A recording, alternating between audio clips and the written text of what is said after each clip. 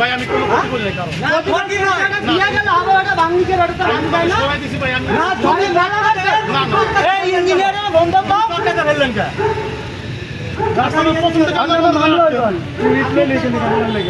আমি যাবো, আমি স্কুলে যাবো, আমার রাস্তা হচ্ছে এটা, সব রুট বন্ধ।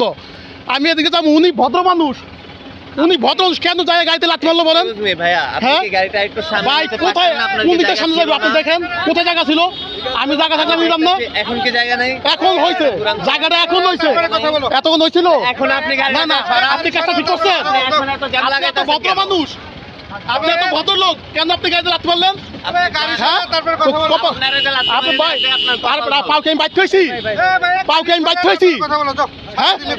তুমি কিসের লোক এখন? তুমি এত ভদ্রলোক কিসের? কাটার কারণে নর্মালি তো ভোগান্তি হবে, এখন কাটছে, এটা কিছু করার নাই। কিন্তু মানুষ নিজেরাই যে ভোগান্তি সৃষ্টি করতেছে নিজেদের, যেমন উনি গাড়িটা আর একটু সরাইলেই আমাদের যাওয়ার জায়গাটা হয়ে যায়, কিন্তু উনি গাড়িটা একদম রাস্তাটাতেই রেখে দিচ্ছে যতক্ষণ পর্যন্ত মানে এই রাস্তাটা ক্লিয়ার না হচ্ছে। কিন্তু আমি বলছি যে আর একটু সামনে জায়গা আছে, আপনি সরান পিছনে দিয়ে, তাহলে জ্যামটা চলে যাক ক্লিয়ার হয়ে। কিন্তু উনি সেটা করতেছে না, উনি ওখানে মানে ঝামেলা করতেছে, এখনও ওইখানে যাওয়া ঝামেলা শুরু করছে। তো মানুষ মানে নিজেরা সচেতন হওয়া উচিত, কারণ দেশ উন্নয়ন হচ্ছে, বিভিন্ন জায়গায় রাস্তা কাটা হবে, এটাই স্বাভাবিক। কিন্তু নিজেরা যদি সচেতন না হই তাহলে তো বিভিন্ন জায়গায় জ্যাম লাগবেই। মানে কি যাতায়াতের সমস্যা, তারপরে হচ্ছে গাড়ি আসতে যাইতে পারতেছে না, এই যে গাড়ি এভাবে হাইওয়ে রোড, তারপরে সিরিয়াল, এটাই তো সবচেয়ে বড় সমস্যা।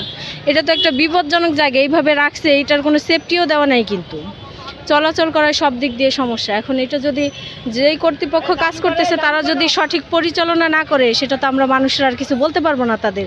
কি ধরনের ঠিকাদাররা কাজ করতেছে জানি না, কিন্তু কথা তো বলতেই হয়, যেখানে বালি নিম্নমানের বালি দিয়ে এরা কাজ করতেছে, এবং ইট যে ভালো ইট দেওয়ার কথা সেই ইট তো দূরের কথা, যত আজে বাজে ইট দিয়ে এই রাস্তার কাজ করতেছে। কোনো রকম ঢালাই করে দিয়ে এরা চলে যাবে, আবার রাস্তার কাজ 2 দিন পরে করা লাগবে। আপনি দেখেন এখানেই আমার ডান পাশে আপনি দেখতে পাবেন, যেখানে বালু দেওয়ার কথা এখানে ড্রেনের ময়লা দিয়ে রাখছে। সেক্ষেত্রে এই রাস্তার কাজ তো ঠিক হবে না, আবার 2 দিন পরেই আবার এটা ঢালাই করা লাগবে। এই টাইপের ঠিকাদার আসলে আমরা তো এই টাইপের রাস্তা আশা করি না। কাদের দিয়ে কাজ করাচ্ছে আল্লাহ তালাই ভালো জানে। কাজটা করতেছে এখানে, এই যে এই ড্রেনটা যে করলো, এটা হচ্ছে এটার কারণে একটা সেফটি না দেওয়ার কারণে হচ্ছে প্রতিনিয়ত এখানে যাতায়াতের কষ্ট হচ্ছে এবং কি অ্যাক্সিডেন্ট হচ্ছে।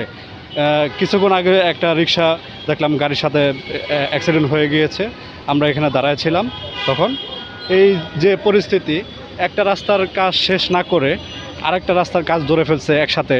আপনি দেখতে পারবেন ওই পাশে আরেকটা রাস্তার কাজ ঈদের আগে মনে হয় করছে, ওই রাস্তাটা ফিনিশিং করে না গিয়ে এখানে আবার কাজ ধরে ফেলছে। এবং কি এই যে বালুটা এই রাস্তার মাঝখানে রেখে ওনারা কাজ করতেছে। এটা সেফটি আছে কোনো? এই যে দেখেন যানজট সৃষ্টি হচ্ছে, কন্টিনিউ এই যানজট সৃষ্টি হচ্ছে। এটা আমরা বলতে চাই যে এখানে হচ্ছে আমাদের প্রবলেম হচ্ছে যাতায়াতের জন্য, ঠিক আছে?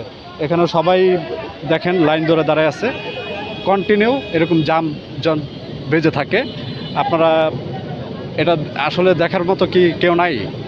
বিষয়টা হচ্ছে যে আপনার এই যানজট হচ্ছেই, হ্যাঁ। আর এই যে রাস্তাটা ফিনিশিং করে না করে আরেকটা কাজ কীভাবে ধরে, এটা আমি বলি। শ্বাসকষ্টের রোগী, হ্যাঁ, এই যে দোলাটা উড়ে উড়ে আমাদের নাকে চলে আসতেছে, এটার জন্য আমরা অসুস্থ হয়ে যাচ্ছি।